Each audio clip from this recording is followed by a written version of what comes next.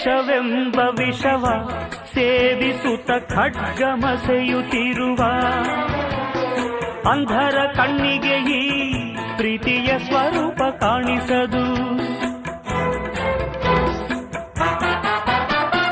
ಮನಸ್ಸು ಕಣ್ಣು ತೆರೆದು ನೋಡಿದರೆ ಎಲ್ಲ ಶೂನ್ಯವಿಹುದು.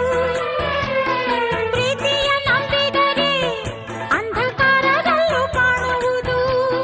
ರಾಜ್ಯಗಳಳಿದು ಕೋಟೆ ಕೊತ್ತಲು ಉರುಳಿದವು ಹೆಣ್ಣಿಗಾಗಿ, ಈ ಮಣ್ಣಿಗಾಗಿ.